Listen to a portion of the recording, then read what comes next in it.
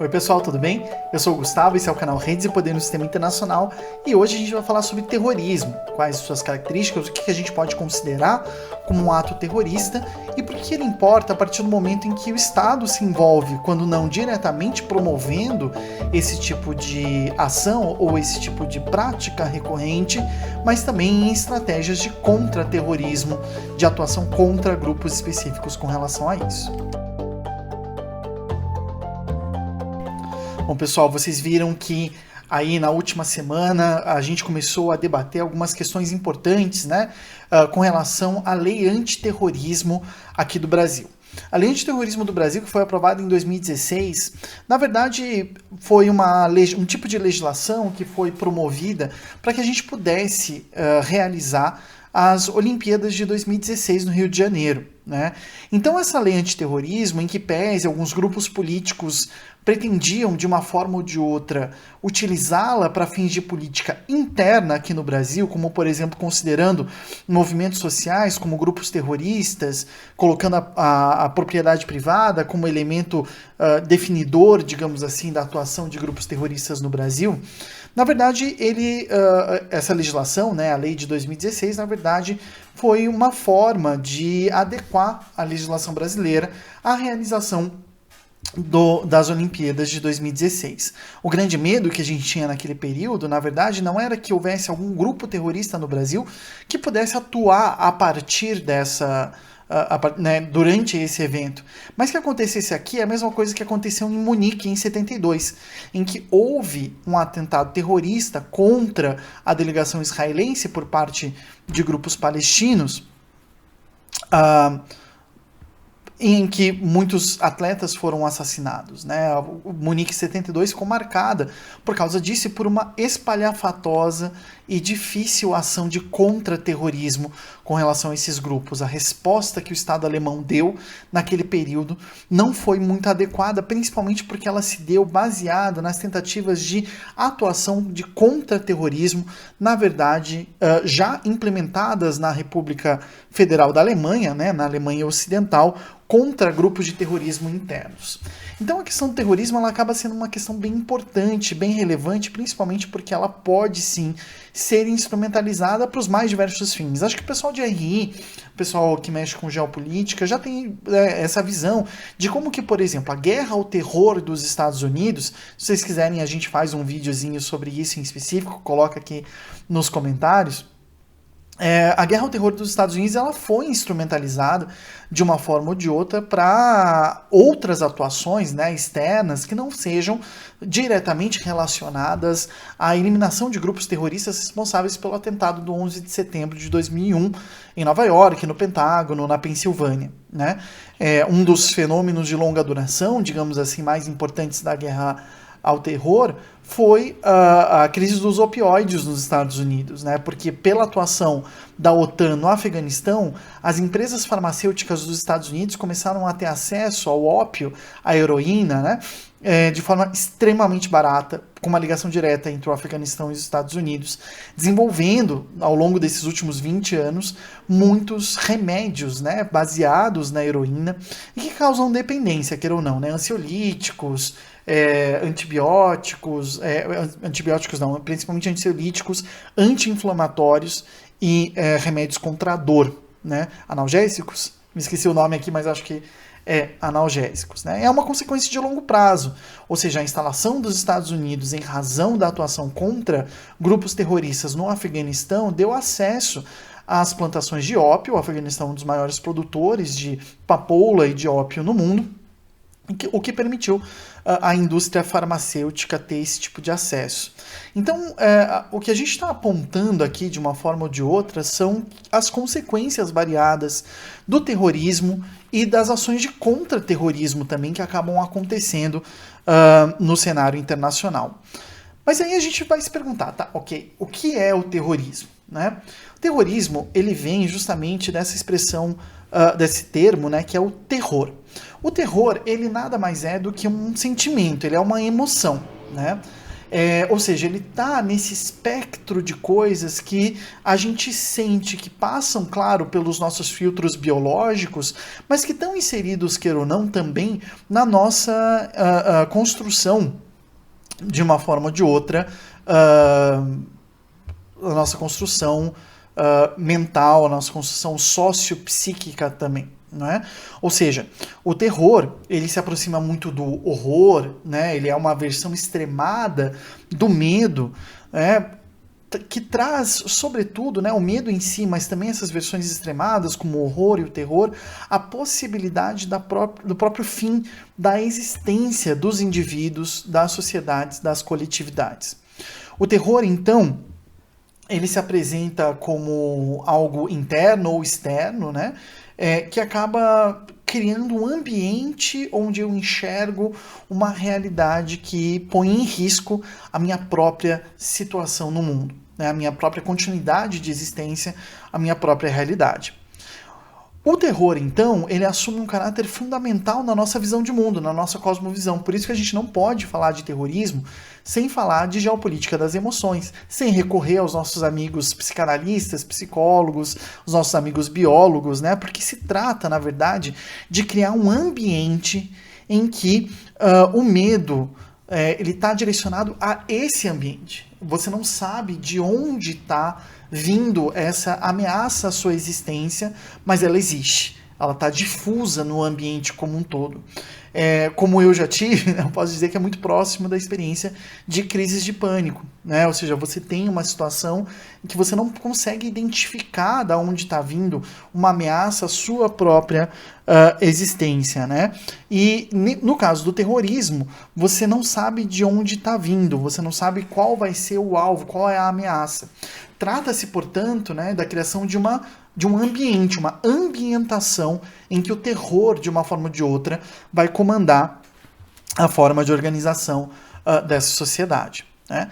Se esse é um aspecto do terror, que geralmente, né, acontece de forma individual, mas pode acontecer também de forma coletiva, a gente tem o terrorismo. Né? Qual que é a diferença entre os dois? O terrorismo é a instrumentalização do terror justamente enquanto um instrumento político. Nesse sentido, a gente está usando política aqui na acepção do Norberto Bobbio, acho que está aqui, o Sociedade, Estado, Governo, Sociedade Civil, e também do Pierre Clastres, Arqueologia da Violência, aqui, em que a gente pensa que a política ela serve principalmente, quando a gente fala da função política de algo, como o uso da violência, a gente está falando justamente da criação de uma sociedade, de uma comunidade de diferentes.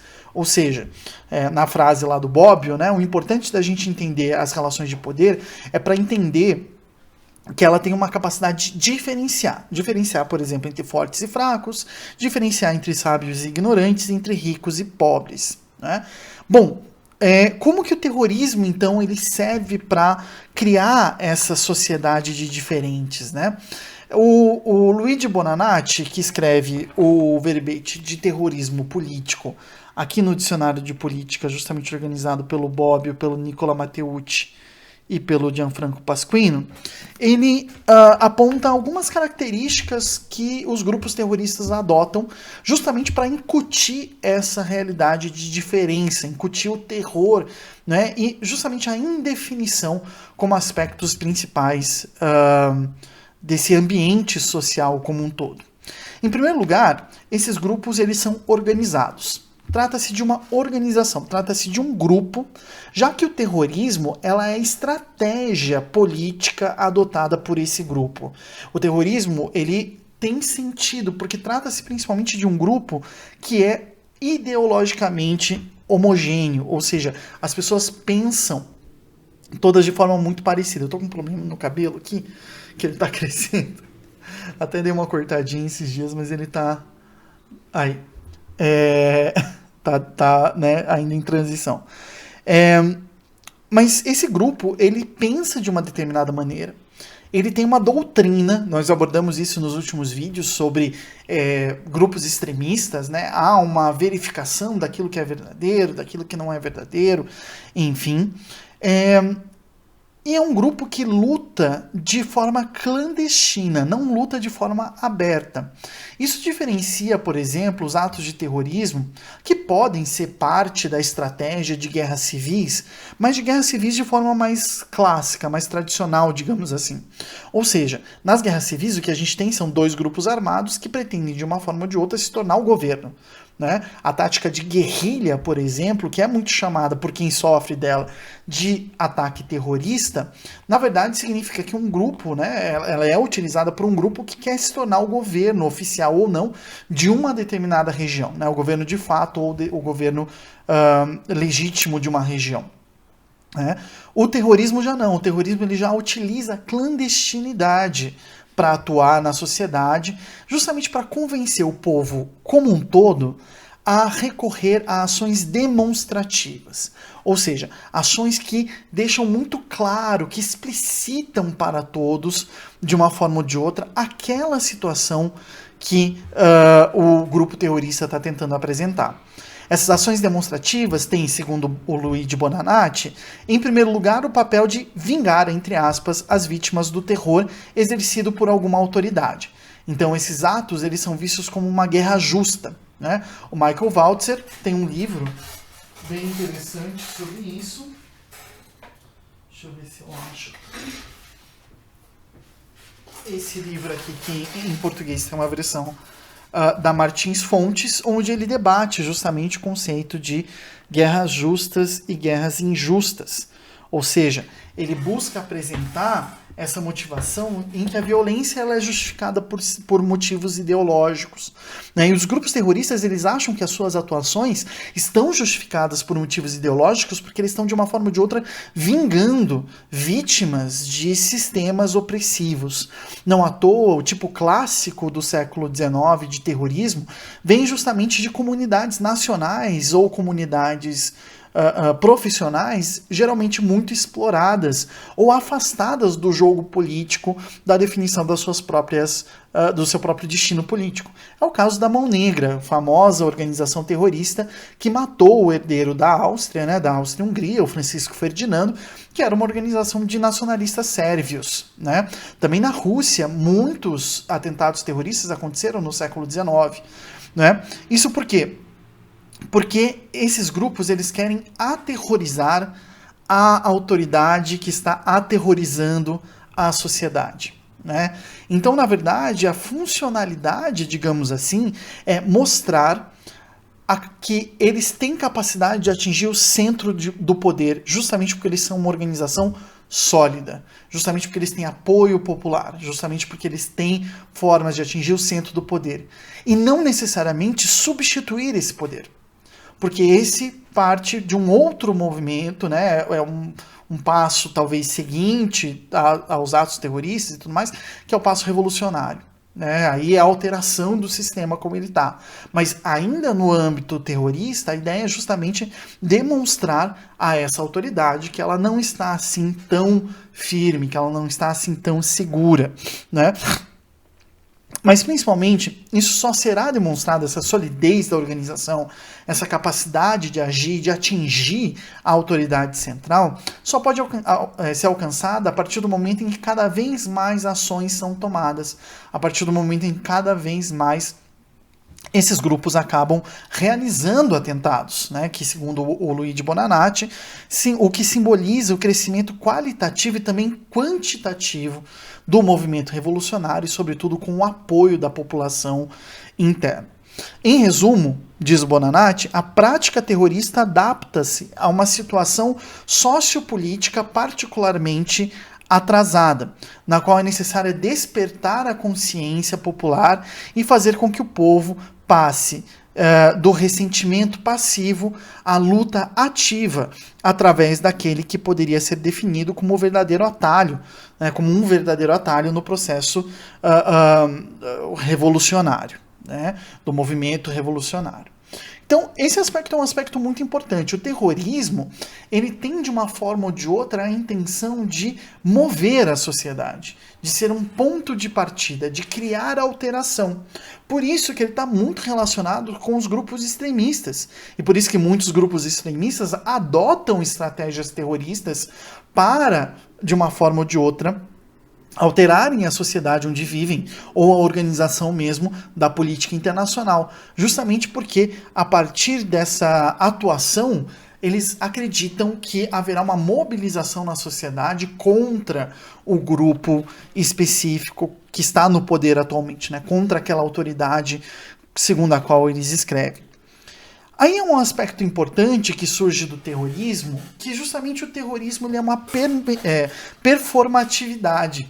O terrorismo ele é muito performático, ou seja, ele precisa atingir pessoas-chave ou ele precisa, de uma forma ou de outra, gerar comoção cada vez maior e cada vez mais ampla dentro de um determinado grupo, dentro de uma sociedade ou alguma coisa assim. Então é interessante a gente perceber, como a gente já estava falando, que o terrorismo ele não é um fim em si próprio. Ele traz algumas características, ele apresenta alguns elementos importantes né, para chegar àquele momento, mas ele é visto como um atalho, como uma possibilidade de comover a luta de grupos contra uma autoridade já constituída. Agora, há um aspecto importante da gente pensar com relação ao terrorismo, que se por um lado ele se propõe de uma forma ou de outra revolucionário, isso não impede que ele seja contra-revolucionário. E aí é um aspecto muito importante, porque a gente também tem que levantar o aspecto importante da existência de um terrorismo de Estado. Existe um livro, hoje eu estou indo e voltando, né? Mas eu vou pegar aqui um livro bem interessante sobre isso.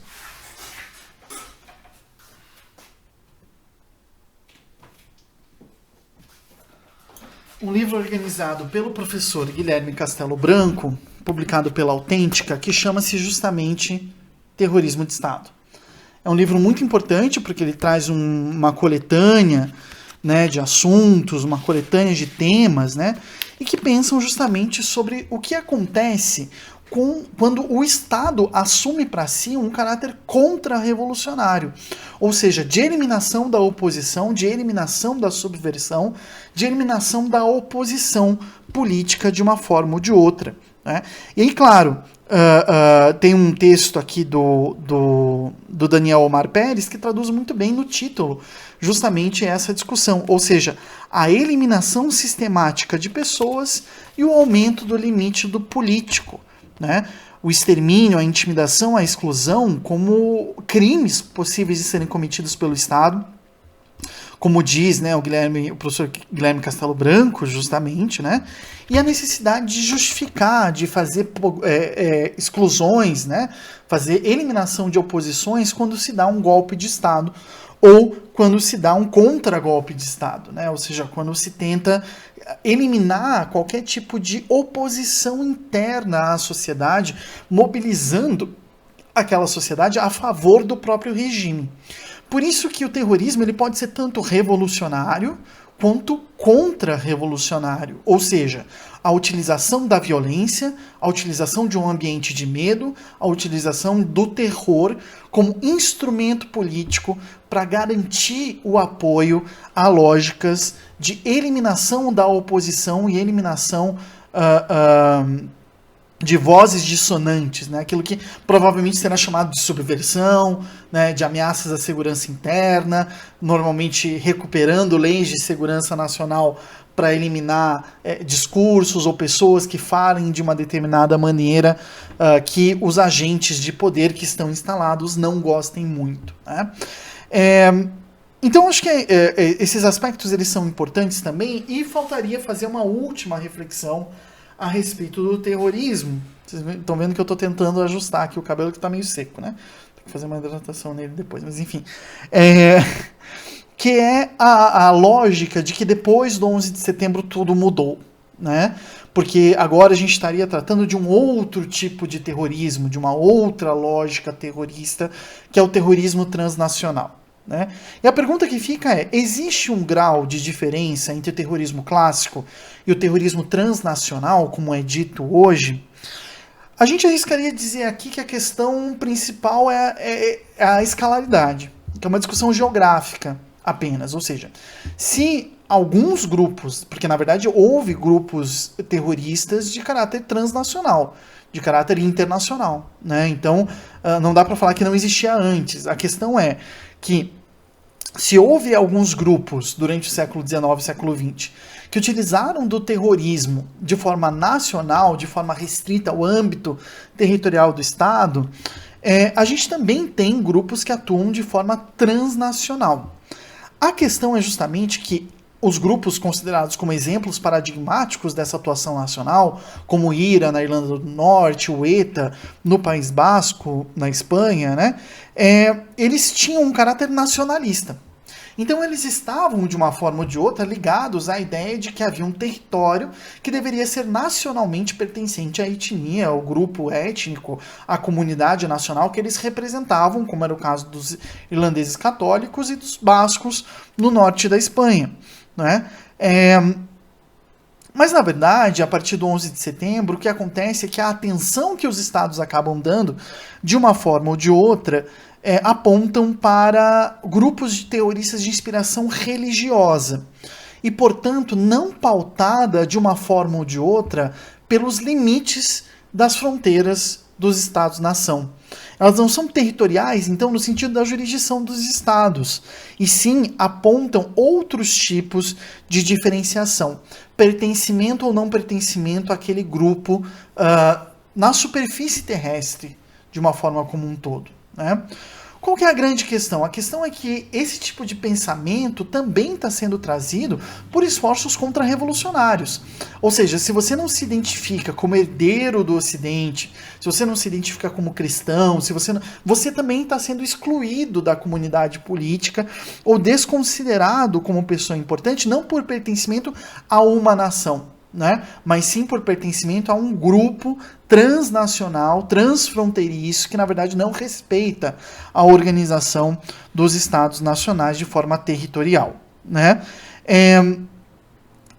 Então aí a gente tem que pensar de uma forma ou de outra, né, as consequências disso, ou seja, o tipo de contra-terrorismo a ser utilizado é muito mais difícil, existe uma instrumentalização da apatridia, né, ou seja, as pessoas passam a ser consideradas como apátridas, que é o primeiro passo, foi o primeiro passo, como mostra Hannah Arendt, tá atrás aqui da minha caixa, como mostra Hannah Arendt no Origens do Totalitarismo, foi o primeiro passo para a potencial eliminação dos judeus durante o Holocausto, justamente a sua consideração enquanto apátridas, né, não pertencentes a nenhum Estado-nação, e na verdade cria uma discursividade, né, cria uma justificação para que os Estados atuem cada vez mais com relação aos efeitos securitários, dando mais investimentos e atuando de uma forma, inclusive, até mais paranoica com relação à segurança interna.